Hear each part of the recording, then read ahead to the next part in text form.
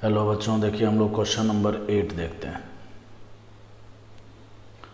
Question number 8 में हमसे पूछा गया है rate of E2 reaction. Basically E2 हो या E1 हो, दोनों में रेट होता है बच्चों 3 डिग्री का सबसे ज़्यादा, फिर 2 डिग्री और फिर 1 डिग्री।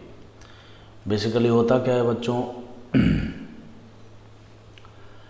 E1 हो या E2 हो, दोनों प्रकार के एलिमिनेशन में सेडजेप अल्कीन बोले तो क्राउडेड अल्कीन ही मेजर प्रोडक्ट होता है। ठीक है, तो जब हम इसमें E2 एलिमिनेशन के द्वारा मेजर प्रोडक्ट बनाएंगे तो डबल बॉन्ड यहाँ पर बनेगा, CH2 यहाँ बन जाएगा, यहाँ से निकलेगा डबल बॉन्ड यहाँ बनेगा और CH2 यहाँ बन जाएगा, यहाँ से निकलेगा और डबल बॉन्ड ये बन जाएगा। अब तीनों अल्कीन में अगर हम देखें तो स्टेबिलिटी की बात करेंगे तो A सबसे ज़्यादा स्टेबल होगा। ठीक है, A सबसे ज़्यादा स्टेबल होगा क्योंकि अल्कीन की स्टेबिलिटी हम किससे निर्धारित करते हैं, हाइपर कंजुगेशन से। ठीक है, तो पहले वाले में देखिए यहाँ पर 3,3,6 अल्फ़ा H है और सेकंड वाले में 3 अल्फ़ा H है और इसके पास कोई अल्फ़ा H नहीं है, मतलब इसको किसी भी प्रकार की स्टेबिलिटी अलग से नहीं मिल रही है। ठीक है, तो उस हिसाब से अगर हम स्टेबिलिटी ऑफ अल्कीन की बात करें तो A सबसे ज़्यादा स्टेबल है, फिर B है और फिर C है। ठीक है, तो रेट ऑफ रिएक्शन B हो जाएगा। अब हम बात करेंगे बच्चों क्वेश्चन नंबर 9 के बारे में।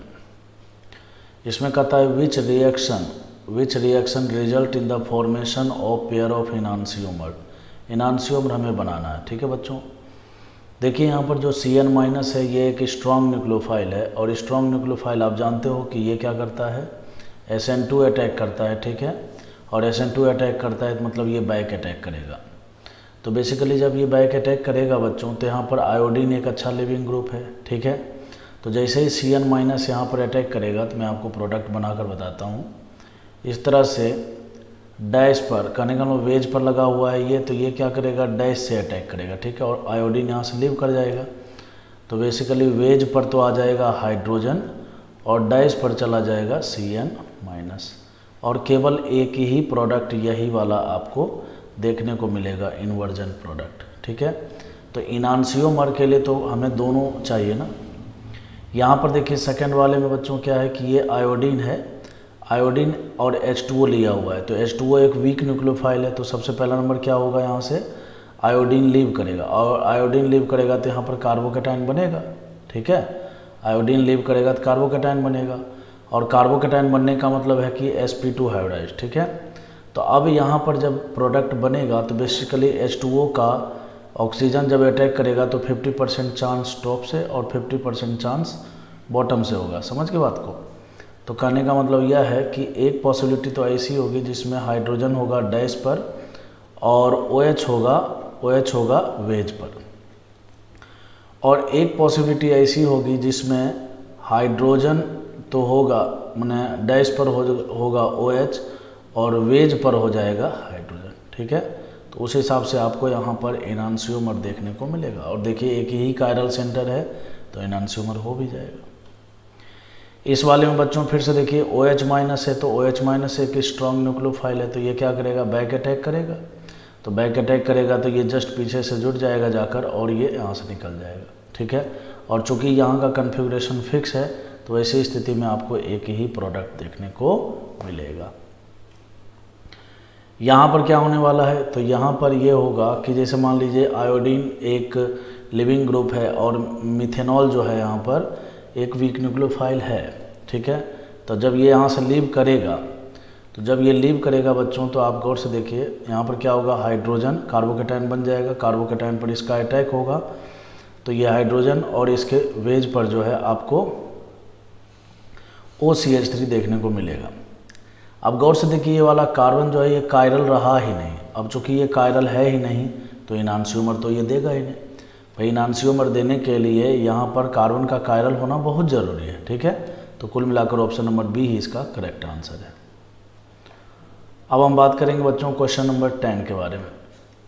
क्वेश्चन नंबर 10 में कहता है कि रेट लिमिटिंग SN1 रिएक्शन। ठीक है, फॉलोज द सीक्वेंस। सबसे पहला नंबर अल्काइल ब्रोमाइड दिया हुआ था, आप जानते हो। ठीक है, फिर हम क्या करते हैं, इसमें SN1 रिएक्शन में हमारे पास वीक न्यूक्लियोफाइल होता है और साथ ही साथ पोलर प्रोटिक सॉल्वेंट होता है।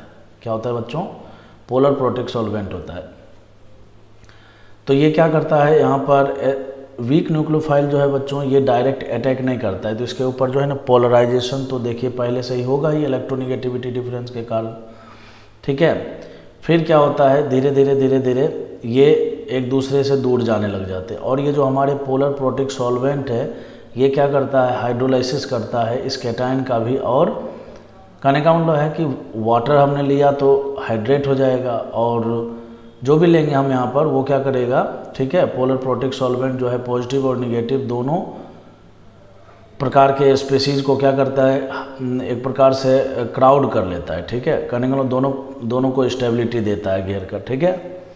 तो ऐसी स्थिति में फिर क्या होता है कि इसका एनायन ब्रेक हो जाता है, और एनायन ब्रेक होने के बाद जो है ये कार्बोकैटायन बन गया अलग से, और ये एनायन मिल गया। एनायन को भी स्टेबिलिटी मिल जाएगा पीपीएस के द्वारा, और कैटायन को भी पीपीएस के द्वारा स्टेबिलिटी मिल जाएगा, ठीक है।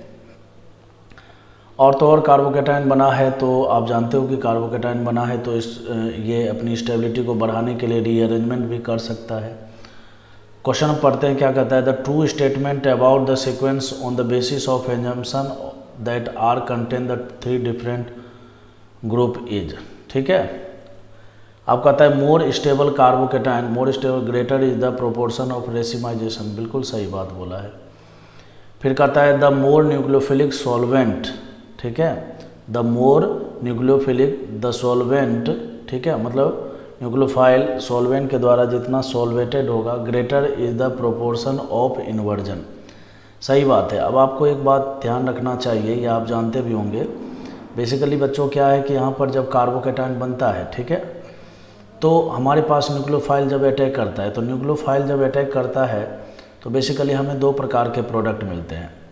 एक तो हमें मिल जाता है RNU, और एक मिलता है बच्चों NUR। कहने का मतलब एक में फ्रंट से और एक में बैक से। इसको हम इन्वर्जन बोलते हैं और इसको हम रिटेंशन बोलते हैं।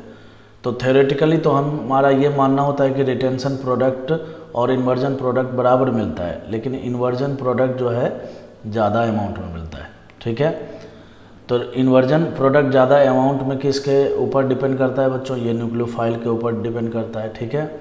और तो और यहाँ पर जब न्यूक्लियोफाइल अटैक करने जब आएगा ना, जब यहाँ पर अटैक करने आएगा फ्रंट से, तो ये भी जो ब्रोमीन लीव कर रहा है ये भी एक न्यूक्लियोफाइल है और ये भी एक न्यूक्लियोफाइल है, तो दोनों के बीच में रिपल्सन होता है, तो उसी बीच में एक चांसेस इधर से होता है, ठीक है। कहने का मतलब है कि SN1 में दोनों तरफ से अटैक होता है, तो इधर से जब अटैक करता है बैक अटैक, तो उस समय जो है यहाँ पर देखिए किसी भी प्रकार का कोई प्रॉब्लम नहीं है, तो इन्वर्जन प्रोडक्ट जो है ना ज़्यादा अमाउंट में मिलता है, और ये वाला प्रोडक्ट जो है कम अमाउंट में मिलता है ड्यू टू रिपल्सन, ठीक है। न्यूक्लियोफाइल का अगर जो मान लीजिए कि हम न्यूक्लियोफाइल का कॉन्सेंट्रेशन भी बढ़ा दें, ठीक है, या फिर सॉल्वेंट जो हम PPS ले रहे हैं वो जो यहाँ से लीव कर रहा है, और लिविंग ग्रुप Br- है, अगर उसका सॉल्वेशन अच्छे से हो जाए, उसको वो अच्छे से क्राउड कर ले, तो वैसी स्थिति में न्यूक्लियोफाइल और आसानी से अटैक करेगा। कह रहे हैं अब कहता है कि इन द एबव सीक्वेंस, अब 2 सही हो गया तो देखिए ऑल ऑफ दिस सही होगा ही होगा। In the above sequence B represent the separately solvated pair of ion, सही बात है। B के बाद जो है देखिए यहाँ पर क्या हुआ है, कैटायन और एनायन जो है, ठीक है, दोनों अलग अलग हो जाते हैं। पहले स्टेप में क्या होता है, पोलराइजेशन के थ्रू जो है ये बेसिकली ट्रांजिशन स्टेट बनाते हैं, ठीक है, और यहाँ से ये दोनों एक दूसरे के कहने का मतलब जो कैटायन है और एनायन है उसको क्या करता है, ये PPS सॉल्वेट करने लग जाता है, समझ गए बात को। और जब सॉल्वेट करने लग जाता है मतलब इसके ऊपर अलग से अटैक करता है, इसके ऊपर अलग से अटैक करता है, जैसे H2O मोलिकुल्स अगर आप मान लीजिए PPS के रूप में, तो वैसी स्थिति में क्या हो जाता है, ये दोनों अलग अलग सॉल्वेटेड होने लग जाते हैं, तो उसके कारण जो है आपको कैटायन अलग दिखता है और एनायन अलग दिखता है, ठीक है। तो ऑप्शन नंबर D इसका करेक्ट आंसर है, सारे सही है।